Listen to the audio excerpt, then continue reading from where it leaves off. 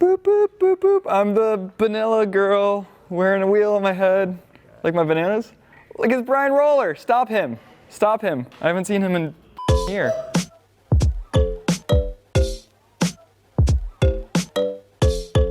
What is offset? Yeah, I have to explain this one. I'm gonna have to use my hands to explain this one. No clue. People ask me all the time, yo man, those are cool wheels. What offset is that? Couldn't tell you. Right, so wheel offset is essentially where the mounting surface of the wheel is in relation to the center of the wheel. Zero offset is literally mating the wheel on the middle of the wheel. The further you get towards the inside edge, that's negative offset. Positive offset, the mating surface is closer to the outside of the wheel. And depending on your vehicle, you may need positive or negative offset to clear suspension components, things like that. If you had like a negative 40 offset wheel and you put like a zero offset wheel, it's gonna push the wheel out about 40 millimeters. How do spacers affect offset? So if you're trying to go wide on your car and you want to push your wheels out and you don't want to buy new wider wheels, something you can do is put on spacers. So if a wheel has a positive offset, the spacer will decrease it. And vice versa. Thank you. So this wheel you can see is offset towards the outside, which I believe is a positive offset. And if you were to put a spacer there, you'd basically be taking away that offset. So the closer to the center line of the wheel, so if you were to have this be the mating surface of the wheel right here, that would be zero offset. So right now it sits like here. And if you added like 20 millimeters of spacer to that, you'd be lowering the offset of the wheel. Thank you, broken TCR wheel. Can you plug a sidewall? Physically, yes, you can plug a sidewall. Would I recommend doing it? Plugging any tires? Probably not. Should you plug a sidewall? No. Could you? Probably. No. Get a goddamn tire. Get 2 tires, actually. You're talking about safety here. Don't ever jeopardize your safety, especially if you're an enthusiast and you like to go fast from time to time. What is tramlining and why does it happen? Sounds like something a train would do. Basically, the car is following imperfections in the road. And it settles into the ruts that are created by, tractor trailers or heavier vehicles when they're going down the road. But this typically happens worse with cars with sportier suspension, wider tires, higher grip tires. With the wider wheels and tires, you feel it more because you have that larger contact patch with the road. To be completely honest, tramlining is probably the worst when you have completely worn out suspension components in alignment. That's usually when you're going to see it the most. That was a phenomenal explanation. What is the aspect ratio of a tire? Essentially, it's the width of the tire versus the height of the tire. The aspect ratio is the relationship between the sidewall thickness and the tread block width. There's a misconception that like a 225 45 17 is the same width sidewall-wise as a 255 45 17, but they're completely different because it's simply just an equation. So when you see a tire size and it says something like 245 35 R17, that 35 is the percentage in relationship to the width of the tire. It is 35% of that 245 millimeters.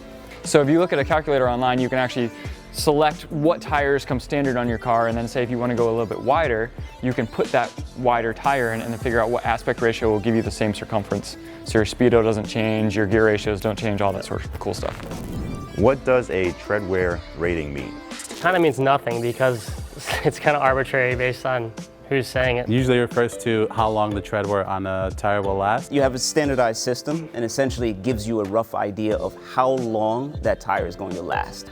They range anywhere from, a racing slick will be 40 treadwear, all the way to, economy tire will be 600, 700, 800 treadwear. That will last, 600, 700, 800 treadwear tire will last, 16,000, 17,000 miles, whereas a racing tire, 40 treadwear will last 2 races, maybe. A lower number, 200 for example, is going to be a very fast wearing tire compared to a 500 treadwear. Every manufacturer makes up their own.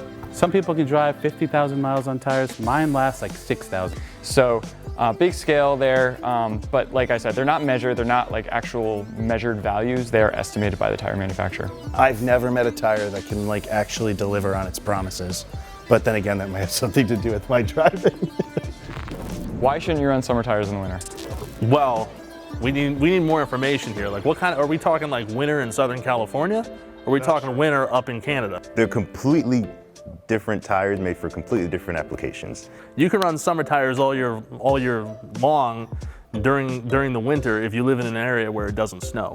Do you want to drive around on hockey pucks? Because that's essentially what a summer tire becomes in the winter. The rubber compound isn't designed to be driven at those temperatures. Yeah, tire compounds are all made to work at different temperatures. They turn it super, super hard because they're not made to work at those lower temperatures. Typically an operating temperature on a fast summer tire is going to be anywhere from 100 degrees to 160, 170, maybe even 200 degree operating temperature.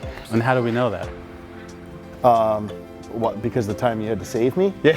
The time you saved me on my way home, and I literally got stuck on my way home. Winter tires actually have a very special elastic tread compound that is soft even at really below freezing temperatures.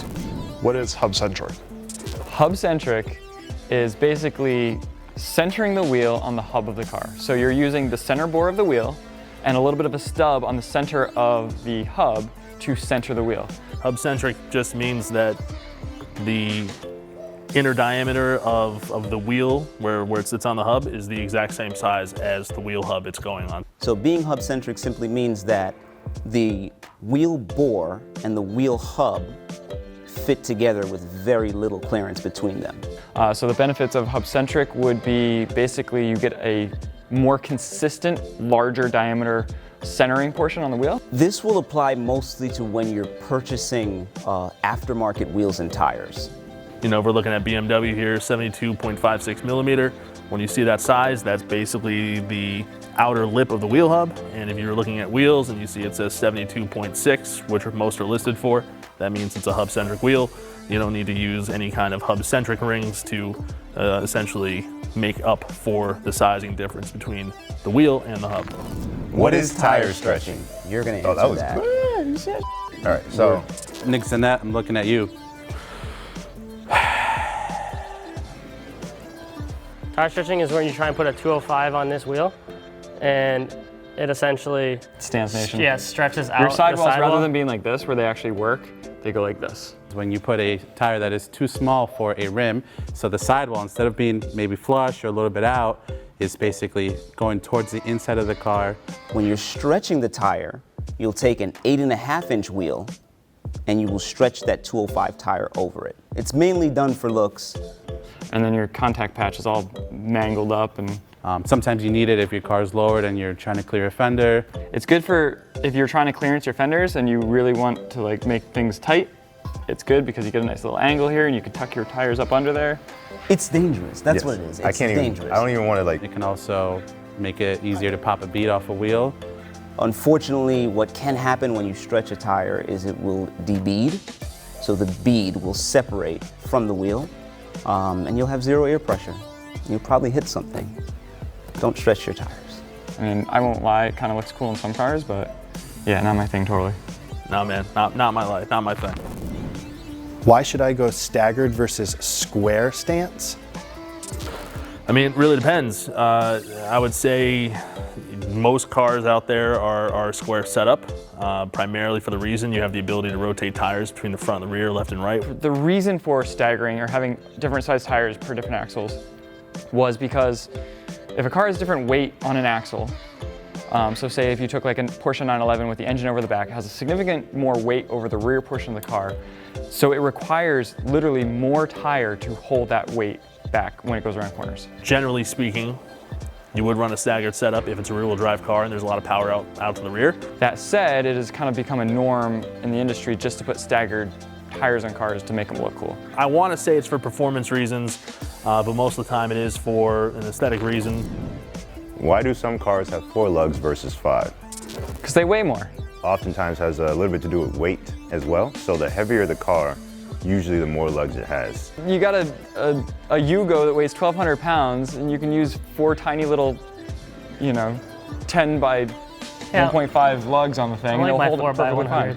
You got a fire-breathing, big, heavy beast, and you need 5 or 6 lugs. Who also got The white ML out there. Also, I'd like to point out that there's some cars that don't have lugs at all. Center locks. Her street name is Big Booty Judy. big booty. Big Booty Judy. Really big. What's up, YouTube? Do you have questions about your car that you're a little embarrassed to ask? Leave them in the comments below, and we'll address them in a future episode. YouTube doesn't watch our videos. I'm just doing what I'm told to do. I'm a Muppet here.